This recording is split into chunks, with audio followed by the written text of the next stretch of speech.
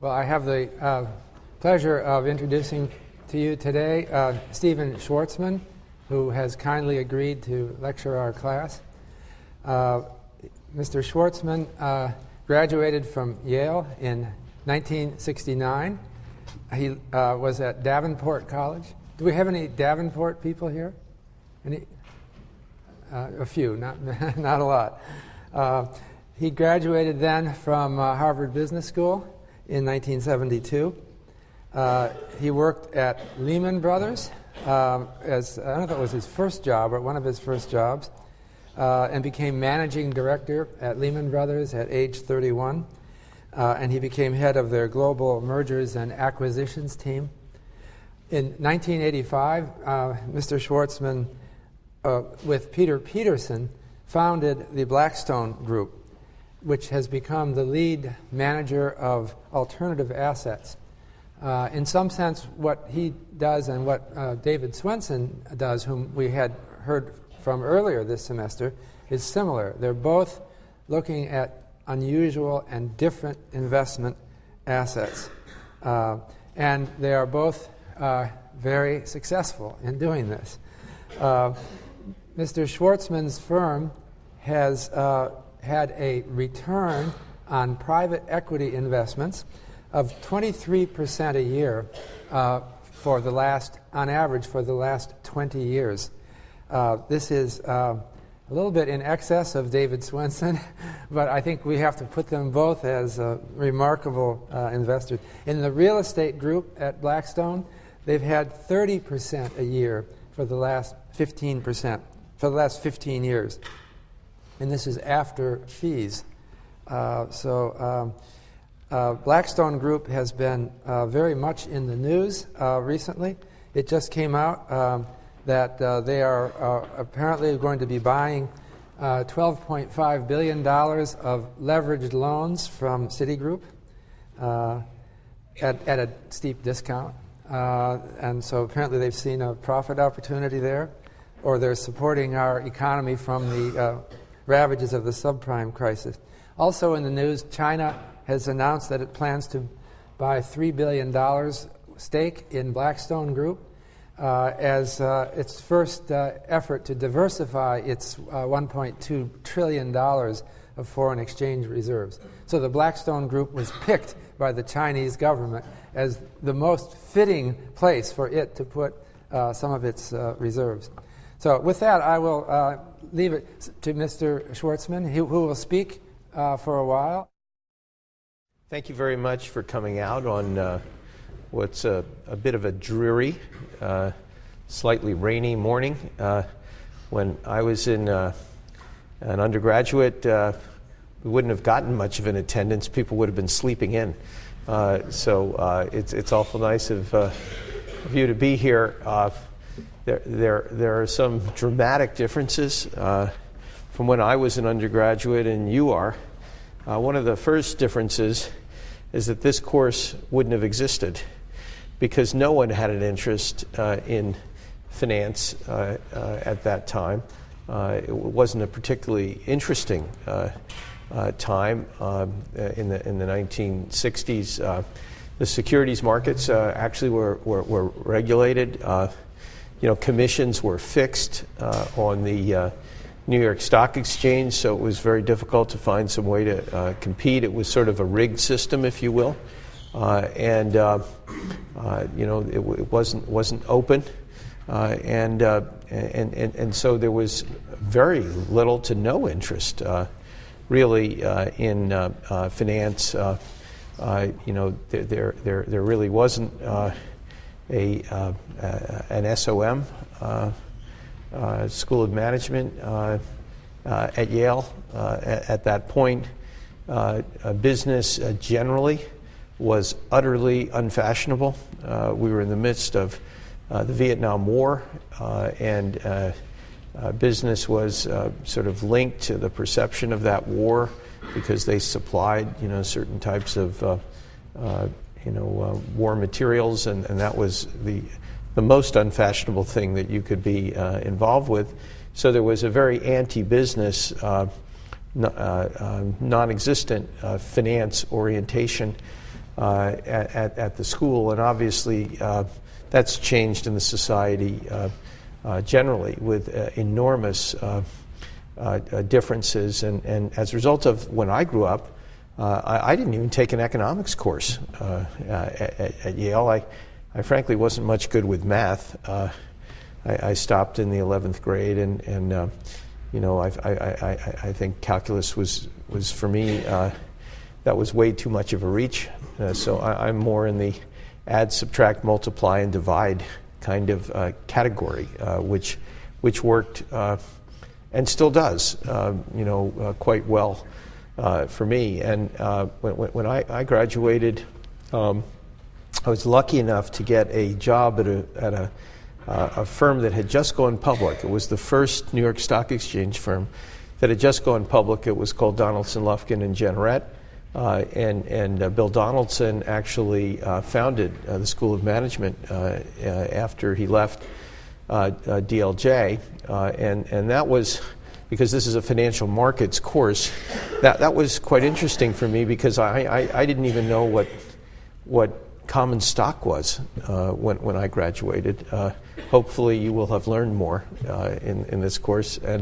And I went to DLJ. I couldn't read a financial statement, which is like going to a foreign country and not being able to speak a language. It was sort of hopeless. But one of the interesting experiences I had about which really, now that I'm a little bit older and can look backwards on financial markets, it was my first visit to a company. And DLJ basically was one of the first large institutional stock managers of pension fund assets and so forth. And I was allowed to go and interview a company. I'd never interviewed a company executive, and I read their annual report, and I went up to see this gentleman, and I sat there and I figured out all the things I'd want to know so that I could figure out whether I should buy his stock or invest in his company. And I went through my list of questions, and he wouldn't answer most of them. And I found it a very frustrating experience. And I went back to the office, and by the time I got back to the office, Dick Jenrette, who was president of the firm, had gotten an enraged phone call from this executive, and called me into his office, and he said, "Geez, you made this man very angry." I said, "Well, how could I do that? I was just asking questions." And he wasn't answering them, so I just asked the question again. I couldn't quite understand why he wasn't answering me. He said, "Well, you were asking him things that he's not allowed to answer." I said, "What do you mean?" He said, "Well, you were asking him for inside information." I said, "Well, I don't know what inside information is. I'm just asking the question that I need to know the answer whether to buy the stock or not." And he said, "Well, Steve, there are all these rules of what you can ask somebody, and then if he tells you, then he has to tell everybody in the world, and that's just too cumbersome, and so that's why he didn't answer." I said, "Well, if he didn't answer, how in the world can you figure out what to do?" And I said, I'm not that smart. I need to have all relevant data. And he's the person who has it, so why won't he give it to me? And it became pretty clear that I was doing the wrong thing for a living. And in effect, that's the dilemma for people who want to buy liquid securities. And I decided very quickly this was a bad business, certainly a bad one for me, that I couldn't figure out how I could win that game, when somebody wouldn't fully share openly everything they knew. I guess if you were like a Summa with a good fashion sense, that's how you manage liquid securities and beat other people. It's not just what you know, it's a question of whether the rest of the world will buy into what you know and drive that security up. And so I basically retreated and went to Harvard Business School, where I figured maybe somebody will tell me how this game really works in a way that I can prosper in it. And that was a good experience for me. And they basically taught you, and you're undergraduates, so you don't know what they're teaching you at a school like that. So I can explain it actually pretty clearly. It's basically they're teaching you that everything you do with a company has something else to do with that company, so that it's an integrated system. So that if you are trying to develop a product for sale, it would be good to know whether somebody wants it, right? So what happens actually in the real world is that sometimes people just get an interesting idea and they'll produce a product and nobody will want it. And if you integrate all the different kinds of knowledge in the company so that you're doing intelligent things, and I know this appears very elementary, you'll have a better company. That's sort of what they were teaching.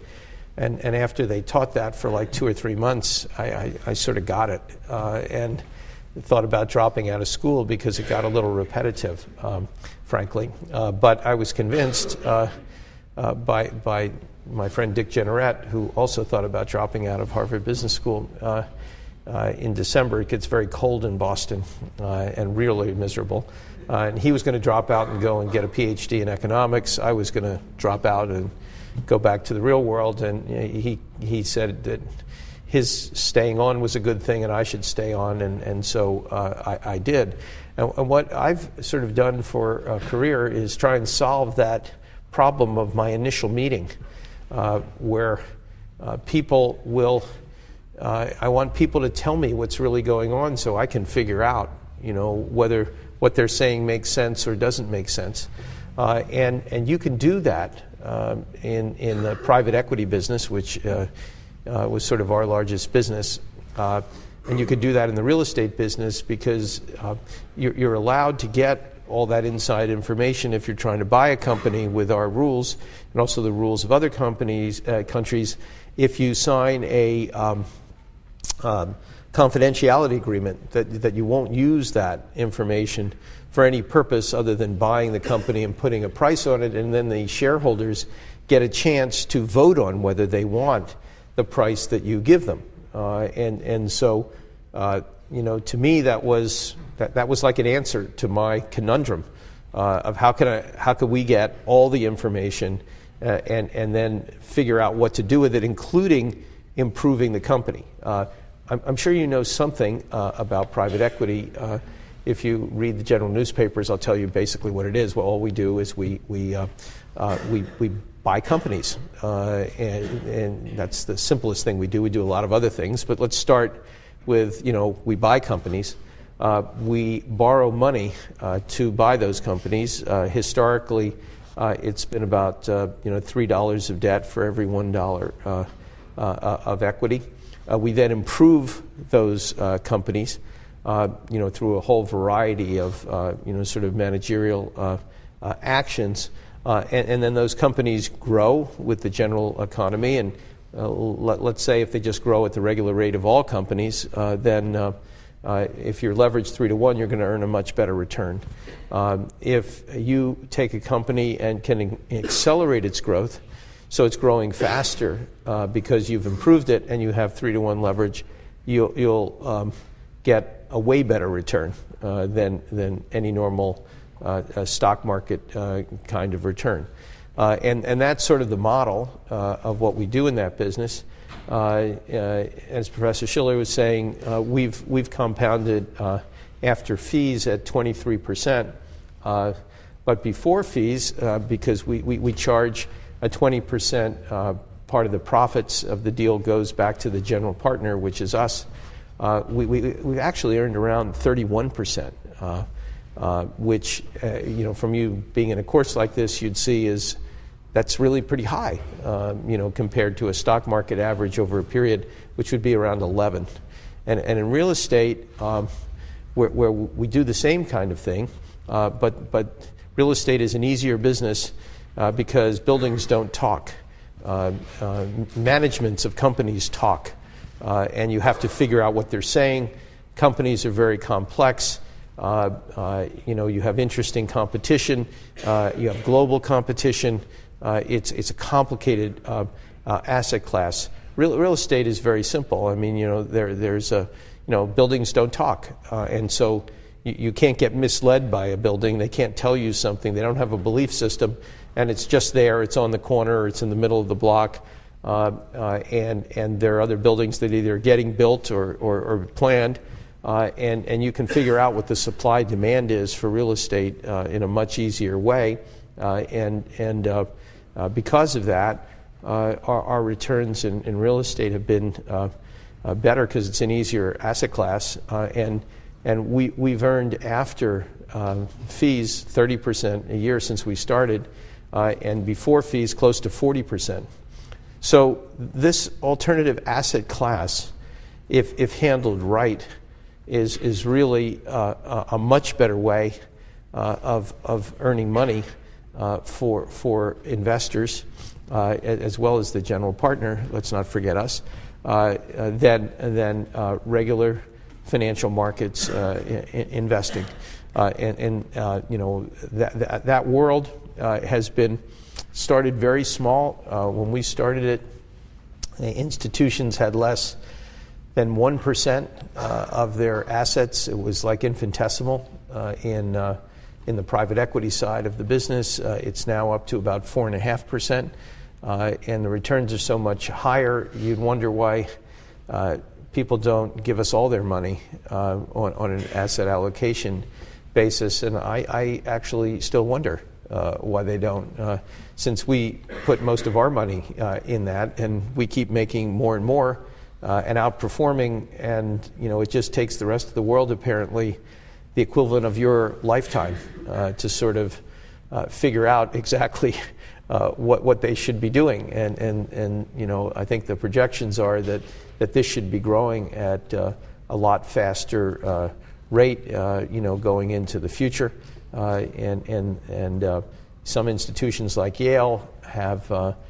private equity with around, I guess it's around 16-17%. It was up to 18 of their portfolio, and that's one of the reasons why Dave Swenson has done much better than regular money managers. Turning to a different subject, it's a financial markets course, and I thought it would be useful to talk to you a little bit about what's really going on in the real world, even though this course is being recorded, and whatever you say about the current moment turns out to be right or wrong, but it's just a current moment. It's such a fascinating one, and you all are, I guess, somewhere between 18 and 21 years old, probably 19 and 21. So you don't have the perspective to understand how really interesting and dangerous this current environment is. What's happened is that through an abnormal issuance of something called subprime securities, for nobody in this audience, certainly people watching, have probably own a house. And what happened is that in the late 90s, the government in Washington passed a law to encourage more low-income people being able to buy houses, and resulted, along with other factors, in an explosion of these types of loans. And in terms of loans, and Professor Schiller can correct me if I'm slightly off on this, but in the year 2002, of the total mortgage loans that were originated for houses, probably around 2 to 3% of them were subprime. And these are for people who don't have enough money to really pay normal principal or interest and expect their mortgage to be current, to not go into default. And by 2006, this had exploded to 30% of all the mortgages that were issued that year. When you go from 2 to 3% to 30%, this is an almost out-of-body experience, and to entice these people to take these loans, they actually would tell somebody. In the olden days, when I was your age, to buy a house, you had to put up like 25% of the cost of the house. Sometimes you'd have to put up 20% of the cost of the house, and you can borrow 80%. These subprime loans, sometimes you only had to put up 3% of the cost of the house. Sometimes you didn't even have to put up anything. That makes it really affordable. And then you didn't have to pay any interest for 2 or 3 years. So you put up nothing and you paid nothing. So this led to a stampede of people who wanted this. And what's happening now is that the mortgage, the interest, which no one, a lot of these mortgages didn't have to pay, now 2 to 3 years later you have to pay it. And a lot of the people who didn't have the resources can't pay the mortgages. Those mortgages are defaulting.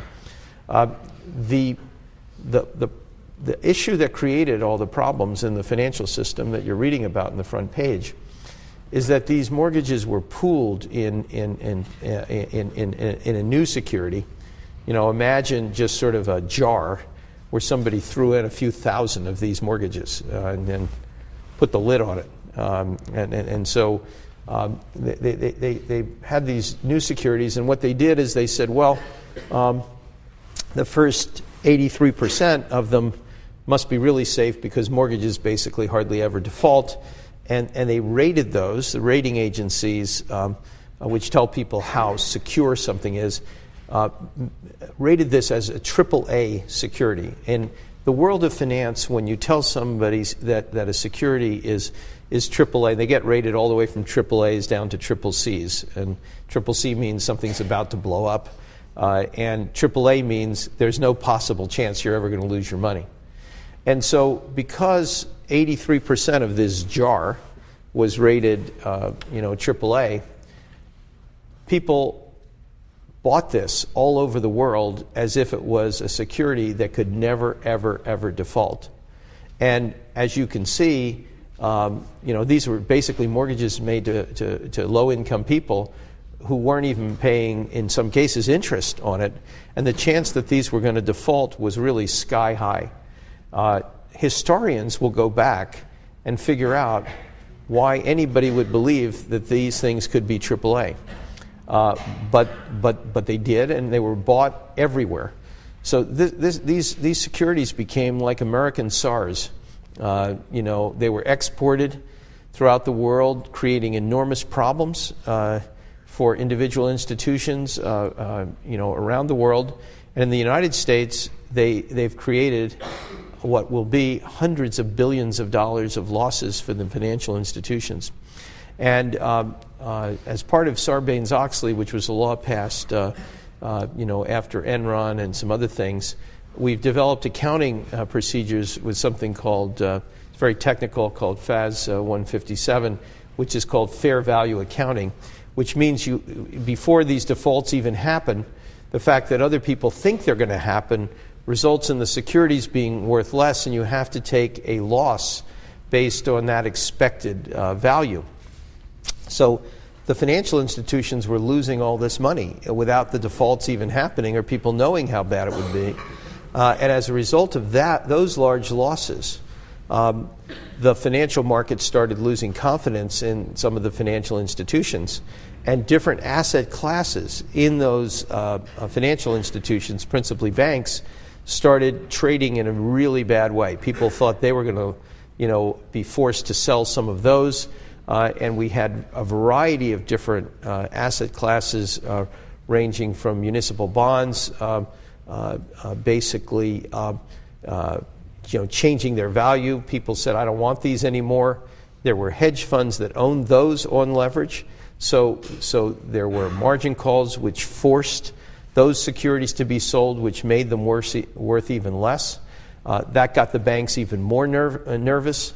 That resulted in higher rated securities being sold that were also on leverage. And what you had was like panic selling of securities rolling through every element of the financial system as people desperately tried to get out of stuff before it would become worthless.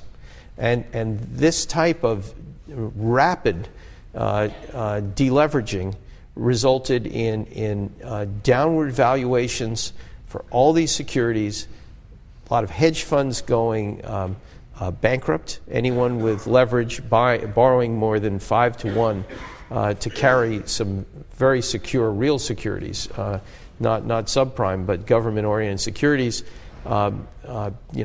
Those institutions got into trouble.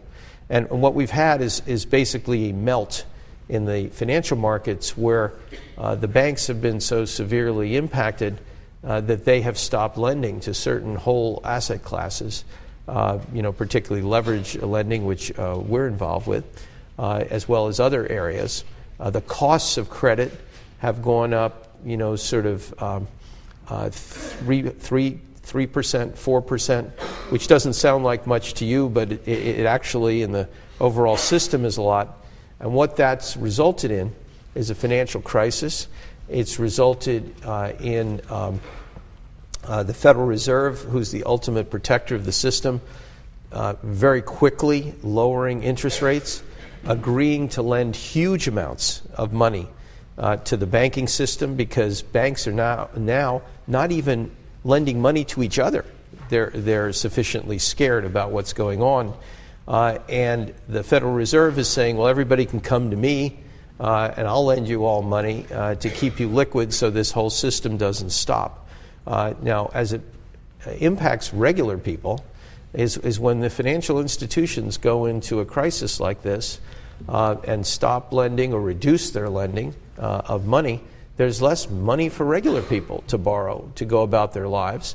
And businesses to get. And as that starts happening, an economy will slow down and go into recession, and that's what's happening in the United States. So for those of you who are graduating this year, your prospect of getting a job will be less than the people who graduated last year. And the people who graduated the year before had a much better deal than the ones that were graduating last year. And this is a problem that's a pretty pervasive one, and it will probably take longer to get out of this recession than other ones that we've had.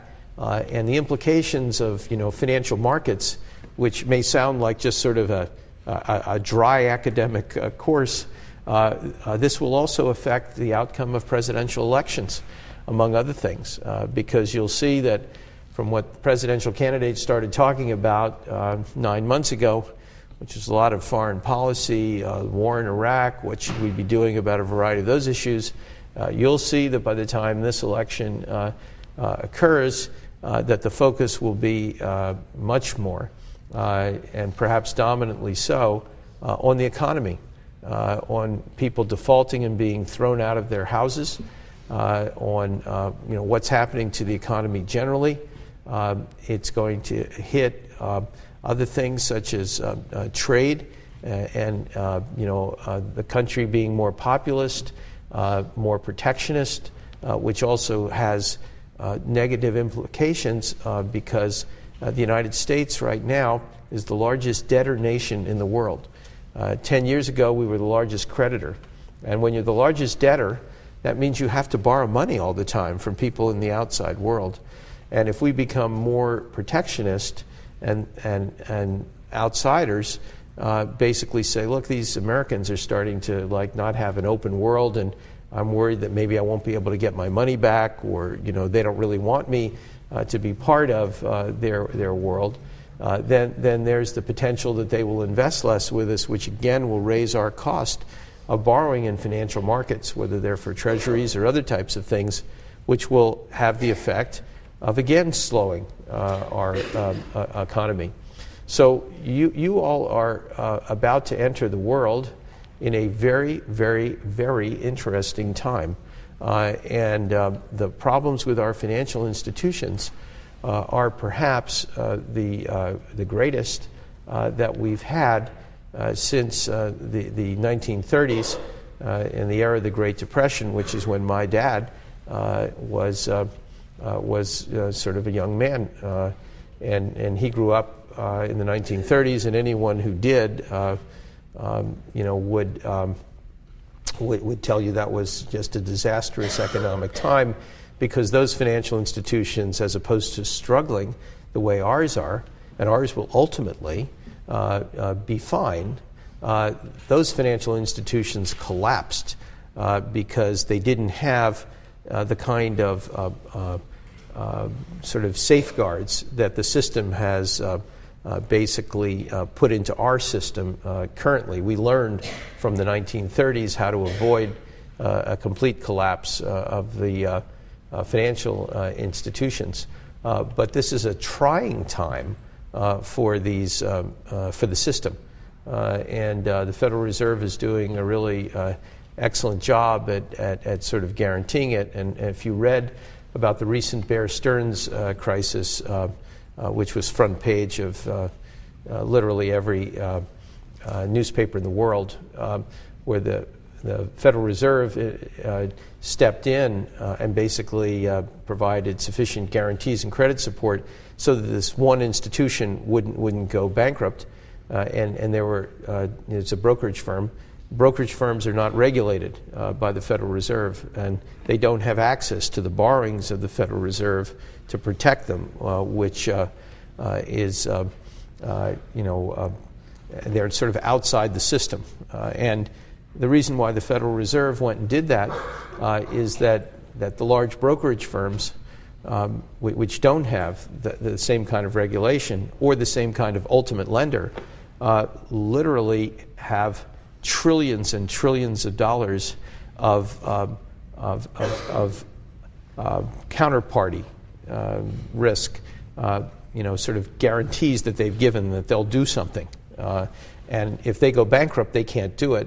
And that leaves the system vulnerable to people expecting performance on things like credit default swaps and things that are too technical to actually explain to you at the moment.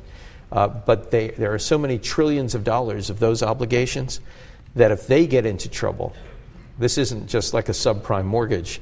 These are in the trillions, and just credit default swaps are about $45 trillion, and the subprime mortgage losses will only be a few $100 billion. So the Fed was basically going in and saying, we can't take this risk to our overall system.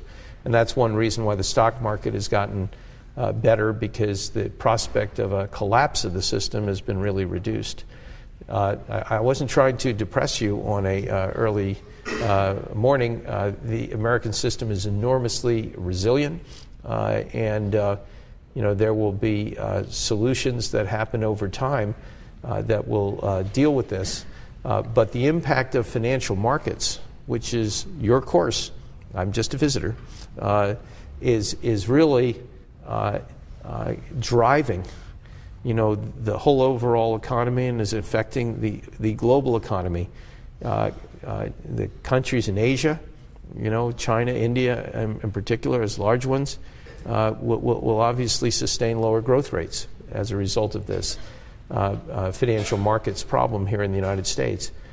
You're seeing the UK having already slowed down, and this will probably, as it has historically, rolled into continental Europe and resulted in the whole world growing slower, higher unemployment, and people being adversely affected. So how financial markets work, how they're impacted, and what would have happened if these subprime mortgages wouldn't have been allowed to have been made from a regulatory point of view, and what would have happened if they were, instead of being rated AAA, they would have been rated single B. Hardly anybody would have bought them, and that would have controlled the expansion and the risk to the financial system. Historians will look back on it, and real people, not that historians aren't, but real practitioners will try and solve this problem by having different types of regulation, so that you can't get into this kind of risk posture. So in any case, why don't we take some questions? That's an opening, and we can talk about anything you'd like to.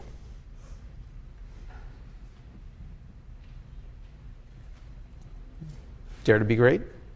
Yes? Speak loud. I'm just sort of curious, maybe you can sort of case study format, take us through a deal, or maybe two deals, one that went great in your opinion, one that went very poorly, from source to exit. The question was, can I take you through a good deal and a bad deal in, I assume, private equity, or to show you how this works? A good deal. Those are always more fun, by the way. A good deal. It was really our first deal. It was a company called U.S. Steel Corporation, which is sort of a big one. Was attacked by a corporate raider named Carl Icahn, who I think you have some familiarity with, and being a prior speaker. And the corporation didn't want to be taken over, and so they were trying to marshal cash to fight him off. And the way they chose to fight him off was by buying their own stock at a higher price to give their shareholders the equivalent of a really big dividend, but doing it by buying their stock, which gave them capital gains treatment. So they needed to get a bunch of money, so the way they thought about getting some money was to sell one of their big assets. And the asset they chose to sell was their railroads and barge lines and ore boats on the Great Lakes. And to make steel, for those of you who've never done it, it's a lot like cooking. You need a variety of different ingredients, and the ingredients, instead of just being carried into your house in a shopping bag, come in on a railroad because they're iron ore and coke and all these really heavy things. And in I guess around 1880, 1890, a fellow named Andrew Carnegie, who owned U.S. Steel, it was then called Carnegie Steel, built all these railroads to bring this stuff in. And so U.S. Steel, wanted to sell it, and they didn't want to lose control of it because they felt if that was a lifeline artery into their steel plants, where it brought in 100% of the raw materials to make steel and took out about 85-90% of the finished product, because steel is like really heavy, right? So you just can't carry it out and put it on a truck necessarily. It goes out by railroad also. That because this was an artery that went right into the company, and if we started overcharging for the railroad, they were worried that we would bankrupt the steel companies. We'd siphon off all the profit. So we did a partnership deal where we owned 51% of the railroads, in effect. They owned 49%, and we to show you how excessive finance can get. It was I believe the deal was somewhere around $600 million, $700 million in 1980, 88, 89. So that's a lot more money today, and. We borrowed almost all the money. I think we put up like $15 or $20 million, and so the leverage was huge. The business wasn't particularly a growth business; it was pretty stable. We bought it in the middle of a strike, so part of the art of what we did was guessing whether U.S. Steel would come back to the same production level that they were before. And our guess/analysis was correct. And every year, the profits from that company would be worth more than the amount of money that we invested in the equity. And so we ended up making 24 times our money in that deal in 12 years. So in our world, not the academic world, if you make 24 times your money in 12 years, this is regarded as a success. So that was a good one. Now a bad one shows you about a little bit about the the volatility and danger of sort of the currency markets. We in 19 guess it was 98, bought, it might have been 97 or 98, bought control of the second biggest cellular phone company in Argentina, which was an interesting place to be. I'm sure you all have one of these. If you don't have something more elegant, some other, sort of personal device, like one of these that can, get email, or it can, you can talk on it. You can almost, set it up as a disco. You can do almost anything with it. We bought this company for 8 times cash flow, which is not real high for a company that's growing very rapidly in what was called an emerging markets country. This particular country had its currency indexed to the dollar, so it was almost like investing in the United States, because what can go wrong? A rapidly growing country invested in dollars. We borrowed dollars to buy this company because in Argentina you couldn't borrow money for a long time. One of the great things about the United States financial markets is that you can borrow debt for long periods of time. And this looked to be a very low risk, rapidly growing situation where we were hopeful we were going to make 4 to 5 times our money. There was only one problem, that Argentina, the country, collapsed. I mean, literally collapsed. The linkage, which is called a peg to the dollar, turned out to be a most unfortunate thing. The emerging markets, this is when you started with the Russian financial crisis, and this crisis, and you had an Asian financial crisis. It rolled through the whole world with currencies rapidly changing their values. All kinds of countries at risk of collapse. It got to Argentina, and the whole economy pulverized. It was like a depression, and they got off of their linkage to the dollar. Their currency became close to worth nothing, and then we had to pay our debt back in dollars with earnings in Argentina, which were like worth nothing, and we lost every cent, every dollar we invested in that investment, and even as we were going bankrupt, it was still a good company. So, in finance, bad things can happen to nice people, even when you think things through, you can have some really bad outcomes. We've had, obviously, if you have very high returns, you have wonderful stories, many more wonderful, stories than bad ones. We bought a chemical company called Celanese in about 2003, right after the recession was lifting. It was a company in Germany, but it had only 10% of its activities in Germany. It had about 60% of them in the United States. So it was really a U.S. company masquerading as a German company. The price-earnings multiples of German chemical companies were very low. The price-earnings companies of American companies were much higher. Not being entirely dim-witted, what we did was we changed the location of the company, the headquarters, from Germany to the United States. They also were, for some reason that we didn't completely understand, had 3 headquarters operations going, 2 in the United States, 1 in Germany. We closed 2 of those 3. We invested a lot more money in expansion as we were coming out of a recession.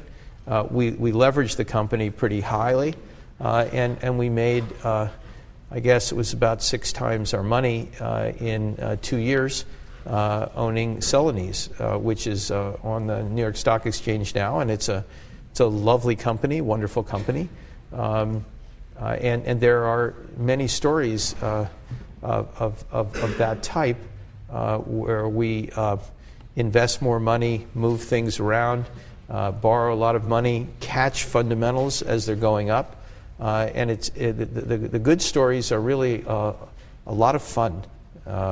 We enjoy those, and so do our investors. So those are, I gave you 2 winners and 1 loser instead of 1 and 1, because in our real estate business, we've probably, just to give you perspective, we've only lost money on 2 situations in our history out of about 160 investments. So the number of good stories to bad stories, I mean, this isn't like Las Vegas, where you end up as a net loser or it's a lot luck.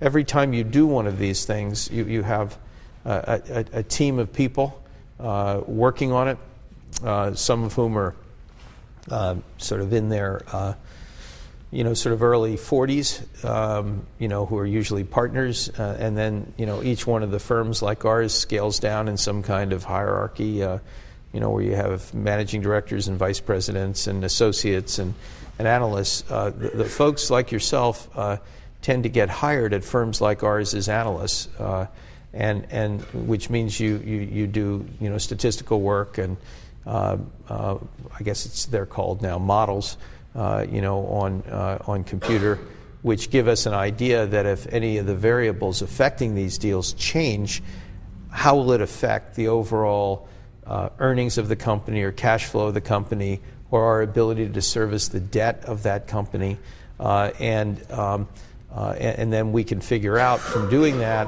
what price we'd want to pay for the company, how much debt we can safely put on it so that the business doesn't get in trouble. And now, this analyst program that firms like ours have and people all over Wall Street have is like a huge industry for people your age. This didn't exist when I was in college, and I'm actually not that old compared to you. I sort of think I'm almost the same age, a little older, but it's amazing having people like yourselves. I mean, in 2 years, you could be in my conference room, with all the rest of the team talking about a live deal and, putting in your 2 cents, of perception, or, whether you think something's a little more risky. What we do at our firm, whenever we're considering something, we always go around the table, ask everybody. So, we're not trying to intimidate anybody, but we figure that if somebody your age has been working on something and knows the numbers, sort of cold, you'll have some views. And it's always fun, particularly for me, to ask, because that's how you start the process of learning. Finance is a business that is an apprentice business. It's sort of like going back to the Middle Ages, right, where they had guilds. And you'd learn your business by apprenticing with somebody else who's already done it. There's a base level of knowledge that you have to have in finance before you can be creative. And the only way you get that is by working with other people who've already done it and are doing it.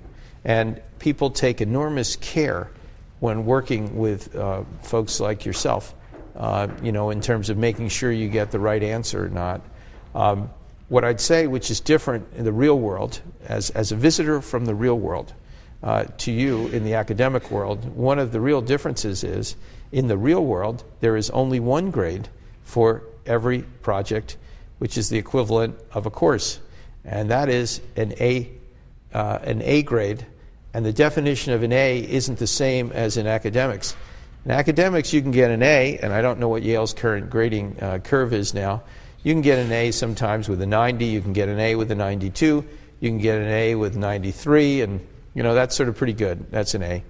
In our world, an A is 100. This was shocking to me because I wasn't a 100 kind of person. And my first project that I did, I just to give you an idea of the real need for excellence and perfection in what we do, I was assigned a project.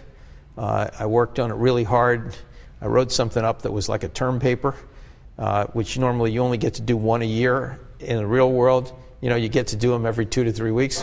And I submitted this thing to a gentleman named Herman Kahn, who was a partner at Lehman Brothers, an older partner at the time when I was doing it. And I sent it down to him, and he was waiting for this project. I got a phone call about 3 hours later, and it sort of went like this. This is Herman Kahn calling. Is this Steve Schwarzman? And I said, yes, it is, Mr. Kahn. He said, I got your paper. There's a typo on page 43. Bang. And that is the only thing I ever heard from Herman Kahn. A slammed phone because a comma was in the wrong place on this piece of work. And I had really, struggled. And that's all I got. An angry man and a slammed phone. And I basically said, what kind of crazy world am I in? What is this about?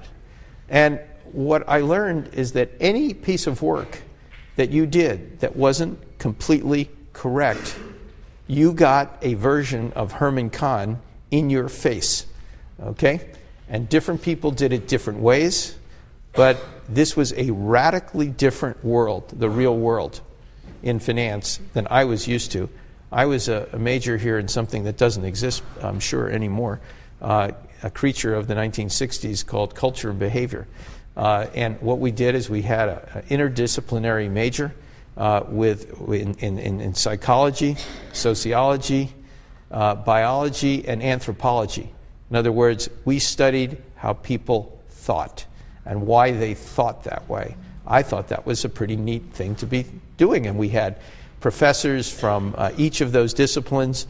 We had 2 seminars a week. We had 8 students in the major, and we had 4 professors working with us all the time. So I was used to a little softer, more lovable world than finance. And so finance for me was shocking, that people would have to have everything correct all the time. And at your level, what you'll be doing, that's sort of what it is. I mean, there's no alternative.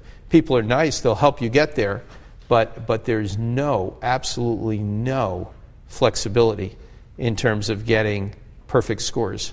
Now, once you do that, I'm giving you a little career advice here. That you do that for about 2 years or 3 years, and then after that, you can start being more creative, and finance can be really creative, interesting, problem-solving business where it's global, it's fun. I mean, in my last 2 weeks, where have I been? Let's see. Certainly in New Haven now. I was in Bahrain, Kuwait, Saudi Arabia, Abu Dhabi, Dubai, Cambodia, Korea, Ireland, and Germany. It's actually really interesting. And you meet people all over the world. You get to see how they think about issues, how their financial systems and their economies work. During that trip, I met heads of countries, head of financial institutions.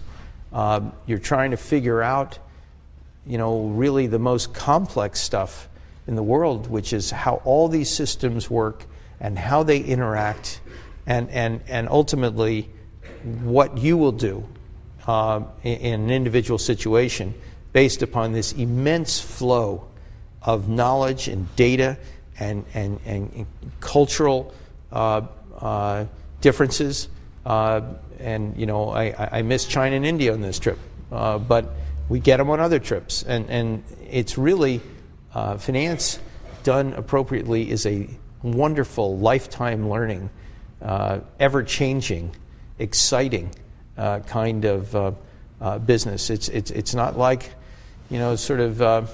selling socks to a department store. This is really fascinating business. It never stays the same.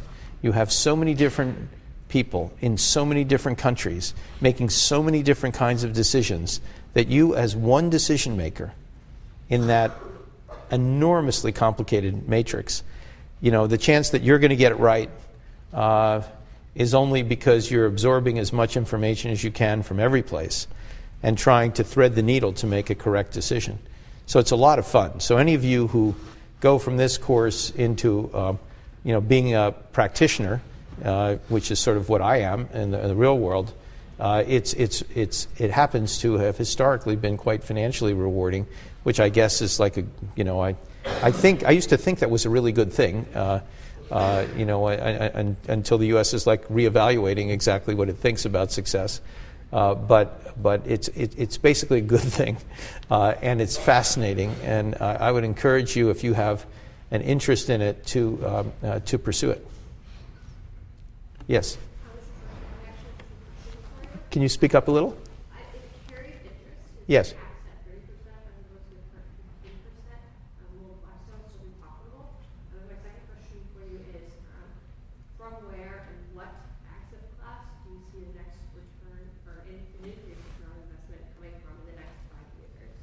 Okay, it was a question about carried interest being taxed at a lower rate. Next question is, what asset class do we think is going to have really high returns over the next 5 years? On the carried interest question, this is something that has been pretty well surfaced. There are a bunch of arguments from different sides of the political spectrum on this. Folks like ourselves who have had carried interest taxed at capital gains rates since the 1930s are sort of wondering where the whole discussion is coming from. In other words, this has been going on for longer than I've been alive. This has been a capital gains treatment item. The way carried interest works is that we get a 20% share of the profits of any investment over some type of hurdle rate, which is a minimum return. In our case, usually it's around 8%. To get this carried interest, we have to invest significant monies, in our funds, which is totally unlike normal compensation. Most people to get, some people in the government want to characterize this as normal compensation, ordinary income. People who get ordinary income just work and they get it. They normally don't invest millions of dollars for the opportunity to get their salary. We also have to, if we don't make a certain minimum return and we've gotten some of this carried interest, by the time a whole fund's over, we have to pay the carried interest back. Most people who earn ordinary income don't pay back their income after they've gotten it.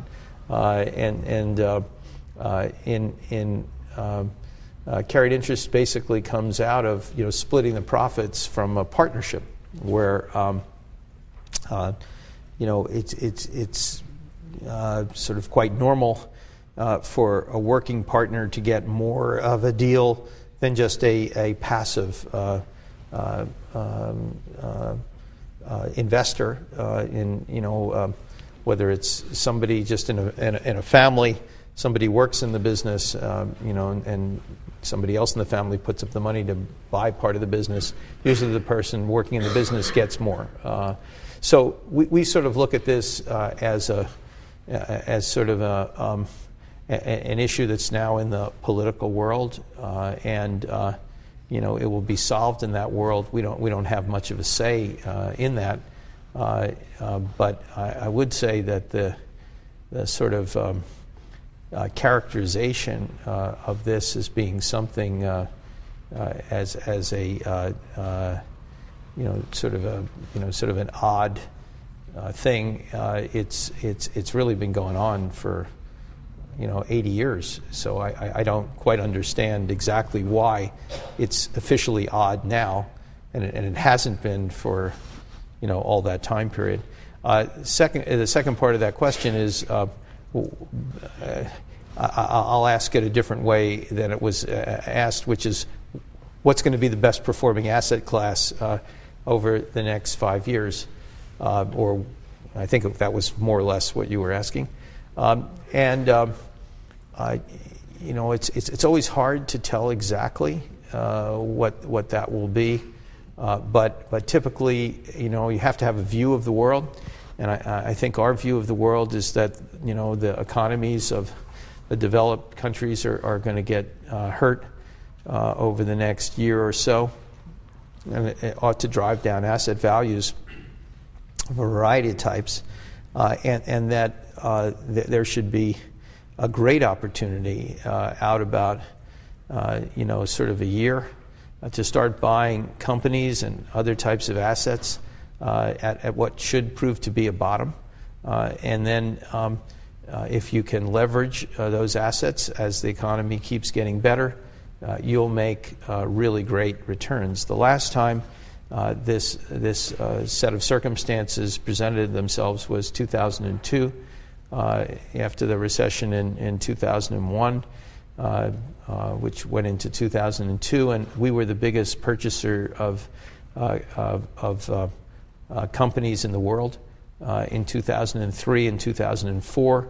And as a result of that, the fund that we used to buy those companies earned about 51% after fees, which for those who keep score of these things is really quite extraordinary. And we think that kind of cycle is going to repeat itself. So we would think that the private equity business, and you're seeing now, we were just involved with the deal that Professor Schiller mentioned. It was in the newspaper this week, I guess, where we were buying assets from Citibank, loans at discounts, and there will be opportunities in the debt area over the next year or so that also ought to be very good. Yes. How did you feel about and how did you deal with failures in your investments, like your investment in the Argentinian software company? And how do you think that private equity will evolve in the future? The question is, how do we deal with failure, like our Argentinian investment? And the second part of that was, how do you think the private equity will evolve in the future? And how do we think private equity will evolve in the future?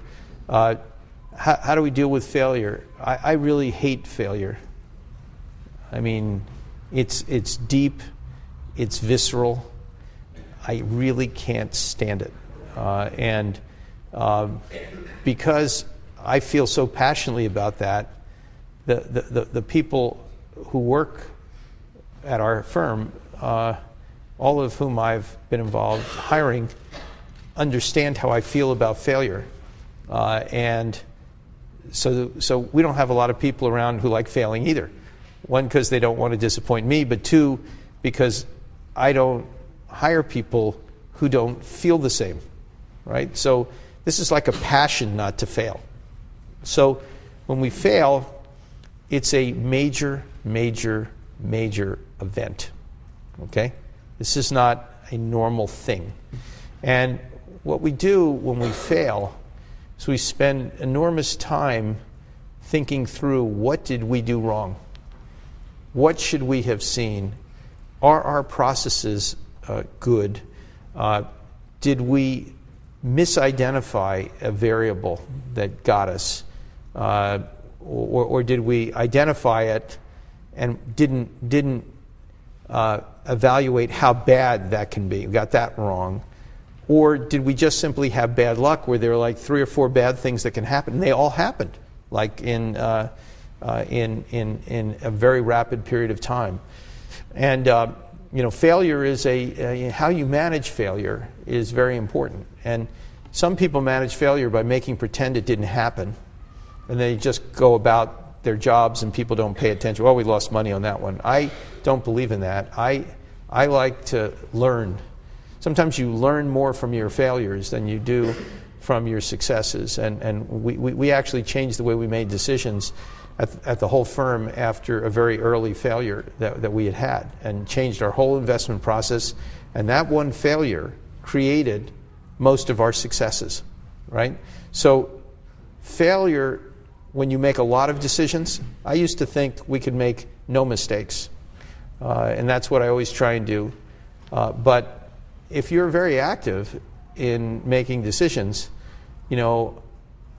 I think about this stuff so much that we probably get about 90 to 93% of our decisions correct.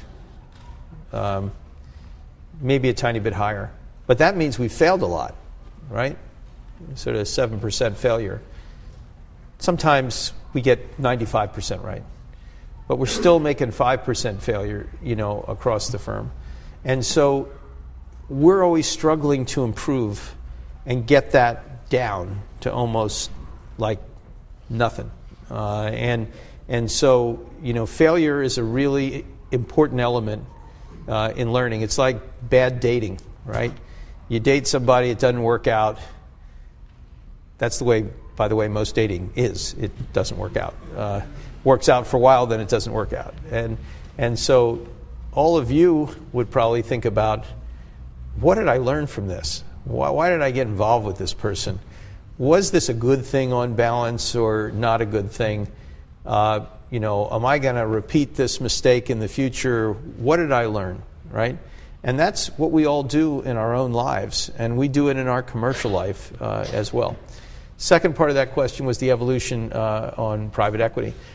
Private equity is an enduring asset class because it basically makes really great returns. It attracts very talented people. It reallocates capital around the globe. It goes where there's opportunity, and it improves companies by investing more capital in these businesses. And so there's an enduring place for private equity. Right now, there's a capital crunch, and there's not much money available to borrow except on smaller deals. That circumstance happened briefly in 2002. It happened 1990, 91, happened 1987, happened 1982, happened 1975. So it happens. And when it happens, everybody always says, oh my goodness, this business is going away and so forth, and that never ends up occurring because capital always comes back. The evolution of the business will have a few super bracket kind of firms like ourselves who keep attracting more and more capital, who are investing globally, who have people all over the world. And the future for these kinds of businesses, I think, is pretty good, quite good. And you have smaller firms that are in individual countries, sometimes segmented by area of concentration. You'll have a healthcare group, and some of those businesses will do well, some will wither. You have smaller firms that do smaller kinds of deals. There's always a place for that. So I think that private equity tends to grow in step functions, as a function of how much money institutions have to put in the class. When stock markets go down and institutions generally have less money, they put less money in the class. When the markets get better, they put more money. So it's not a straight line of growth. It's a little wavy like that, and I think that will continue. I think we're done.